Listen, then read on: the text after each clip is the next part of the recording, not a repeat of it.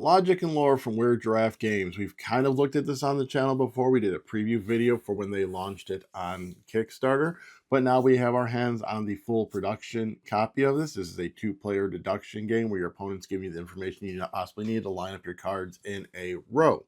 So after the break, I'm going to show you briefly how to play the basic version of it. There are multiple versions. Then after that, come back here so I can tell you how I think it fits.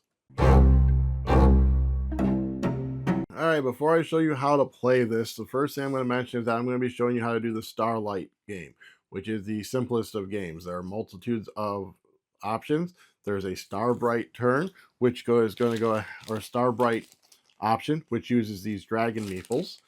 There is Red Giant rules, Quasar rules, Black Hole rules, First Star I See Tonight, which is basically between Starlight and Starbright. You have the Wormhole rules there. You have Wish Upon a Star rules. So then you have these extra cards that will utilize that.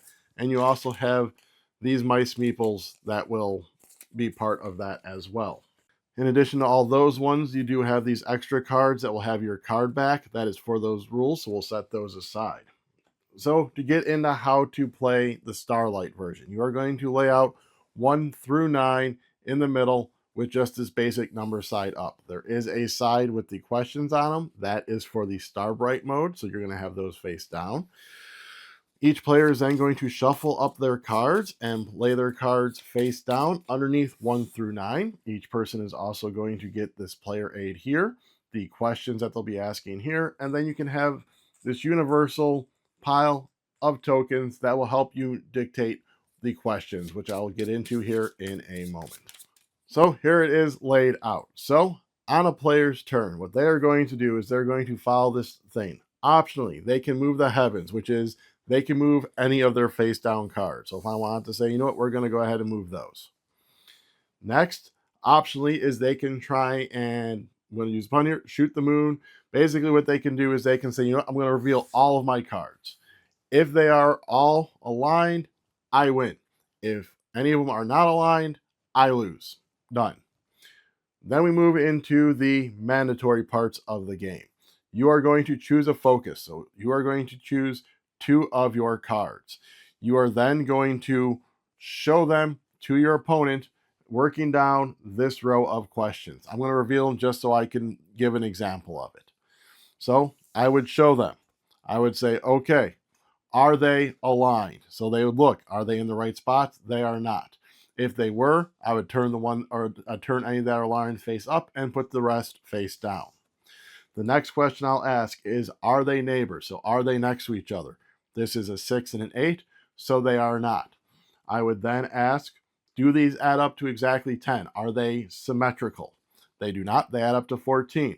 The final question I'll ask is, which one's greater? They would point to this one, and I can grab my little tokens up here and say that this one is lesser and this one is greater, and then I know. I should probably grab the actual color that matches that. There we go. That one's greater. If while asking these questions you ever get a yes, you stop at that answer. You do not keep going down. So for instance, if I had flipped these up and asked, are they aligned? No. Are they neighbors? They say yes. I would then go ahead and grab these and place those on as neighbors, again with them being face down and me not knowing what they are. So once you have chosen to search the sky, you can then again move the heavens, moving any around. So like, all right, now I know that these are neighbors, so I know I want them next to each other. And you know what, maybe I think they're the 3 and the 4 like that. Or maybe I'll go like that. So then my opponent would go again, flipping their cards up, asking again. I would then go, you know, hey, are any of these aligned? No, they are not. Okay, etc. You are going to go until someone has all their cards face up and aligned, or if they fail, the whole line the stars and they lose. Again, each different play style will have different ways that you can ask questions and do things, such as the Star Bright side will be using these sides of the cards, and what you'll be doing is placing out dragons, and then you can only ask the questions that your dragons are on, etc. Then there's wormholes that add difficulties, so forth and so on. All right, but let me go in and tell you my thoughts on this. So there you go. There is the base game, the Star light version. I always get those mixed up because they're so close. You just have to kind of remember the song: Starlight, Star Bright, First Star, etc. So the Starlight version, the easy version, the base version, the normal version, however you want to look at the versions. But what we are going to get into is kind of the feeling that this game conveys. This game always gives us this feeling like this tense battle of wits and this kind of anxiousness in a good way, because you're seeing where your opponent's cards are, and especially if you're kind of remembering which cards are where, and as you can see them slowly maneuvering the cards around and possibly getting closer and closer and closer, and then you're like, am I close? Am I getting there? How many do I have up? And so forth and so on. So it's just kind of that whole little like tense anxiousness there of like just seeing as your opponent's getting closer to winning and you're trying to do it the best you can to get close to winning, and who's going to be able to get that alignment up first. And like I said, it does it not in a bad way, but in a very good way. Because like I said, it is that funness where like you're kind of maybe trying to play mind games with your opponent. Like, oh, is that really where you want to put that card? Because maybe you might want it down here. Or, hey, what do you think you're doing over there? Do you really think that's wise? Etc. It opens itself up for that kind of fun back and forth as you're trying to do the things and maneuver the cards, and how is your opponent maneuvering them, and you try and second guess them, etc. And then inside the box, all the components and whatnot. This game is a beautiful production. The cards, they're nice. They're tarot size, which really showcases all of the really cool like abstract colors and swirls artwork. It's got the foil print on it, so it just shines and shimmers.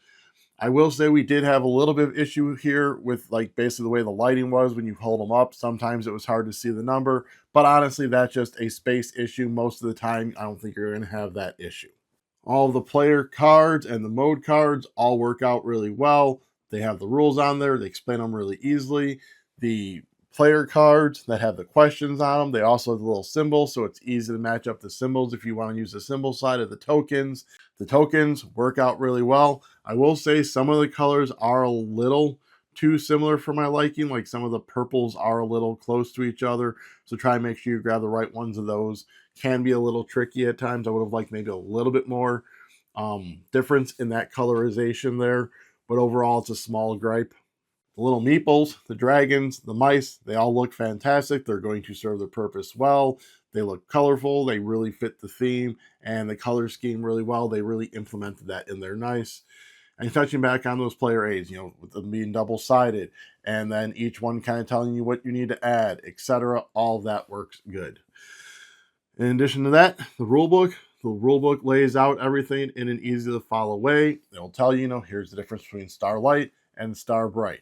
And then here's what you can do on this one and this one. In fact, if I remember right, there's a page that shows the Starlight and Star Bright on one side, so you can easily differentiate which one you're going to want to do with what parts. So the rulebook does a really good job of teaching you how the game plays. There are no two-player changes, as this is a two-player game, so we're just going to jump right into my thoughts on gameplay. This is an example to me of a game that doesn't get in its own way. This is a game where, you are going to have this strict realm of questions. Those questions are going to give you the information you need. Now play the game with that information. Deduce what you want. Like, all right, so these cards are neighbor, and this one is bigger than this one, but this is smaller than this one, and just trying to manipulate and maneuver around that puzzle. And it's a fun puzzle to manipulate. And just the questions are easy. They're quick to answer. In fact, there's times where we were just flipping up the cards and being like running through our heads and be like, all right, that one's greater, or they're symmetrical, or just jumping right to it instead of always having to go down the list of questions. So especially once you've played it enough and you remember it, plus you have it right in front of you, you can just be like, all right, it's this one. All right, it's this one. Go. And then just moving around. So it makes the games really quick, really fast, and real snappy like that. And it's a game I really like that whole step of, aligning the stars where it's an all or nothing. I'm just going to reveal them, because honestly, that's how a lot of our games end. Because, as you are watching your players maneuver those cards back and forth, you do see like, oh, you know what? If I don't align these stars, they're probably going to align on their turn, or they're really close. They're going to have one more flip and then they'll be able to align their stars and they know they're good. So I really have to buckle down. And in fact, most of ours end up ending in losses that way for one of the, well, obviously they're always going to end up in loss for one of the person, but a lot of times it is that align the stars. That's how our games end. It's like, you know what? You have 3 cards left. I know they're properly on. You know, I'm going to align my stars and go and hope that I win. And I think I'm about a 50% ratio with that. I'm usually pretty good about knowing if I'm aligned up or not. So it is just, it's that cool, like I said, that just like Hail Mary, that shoot the moon, that go for it all moment. And that can be really fun, especially if you kind of get further down the line and then maybe it's one of those last couple that triggers like, oh, I lost, or it just has that fun moment element built into it for that. The other thing I really like about this one is that the youth really enjoys it. So it is a game that has some depth, has some strategy, has some great artwork that I can easily get to the table because I can grab Bry or I can grab the youth. Either one, and they're both going to enjoy it. And that's a little rare for the youth to enjoy a game that has like this much depth and strategy. With that, I will say we have not combed the entire depths of this game. We are perfectly content doing the Starlight version, that basic version. It's the easiest version. It moves the quickest. It's snappy for us, and it just fits our wheelhouse. At some point, we may get up the courage to try some of those harder variants of the different variants that have the more gamery methods to them of, you know, with the kind of the worker placement and substituting there and optimizing where you place your dragons. But for right now, we know our comfort zone, and our comfort zone is that Starlight. But that is what I really like about the game, is that it does set itself apart with all these different modes to play. So, and then again, no solo thoughts. This does not have a solo mode. It is strictly 2 players. So with that being said, I'm going to tell you how I think it fit, and I think it fit excellent. I am actually going to give this a 9 out of 10. We always enjoy Weird Giraffe Games. They always put some fun, cool, interesting twists on game elements. This is no exception. It's a game that's quick and easy to teach, especially if you're going with that base level. If you go into some of the other ones, the teach will be a little bit more drawn out as you have to explain a few more different steps. But overall, quick, easy. I like it. Bry really likes it. The youth likes it. It's a winner over here. And the fact that it does have all those different modes in the box to accommodate all different challenging levels. So, you know, if you aren't a fan of the easy one, you want something more challenging, you can start adding in the black holes, or doing the red dwarf, or using the quasars, or doing the star bright one where you have to really plan out where you're going to put your dragons, etc. Alrighty, so that is, like I said, a 9 out of 10 for us for Logic and Lore from Weird Giraffe Games. If I could get you to head down below and hit like, subscribe, comment, share, ring the bell. What is your favorite Weird Giraffe game? In addition to that, we have a link down there to Miniature Market. Miniature Market is a place where you can buy board games. If you use our link down below, we get a portion of those back here to the channel. In addition to that, we have also partnered with Dubby. Dubby is a powdered energy drink. You can go ahead and visit our link down below, or use the code MEEPLES to get a discount and give us a portion of those sales.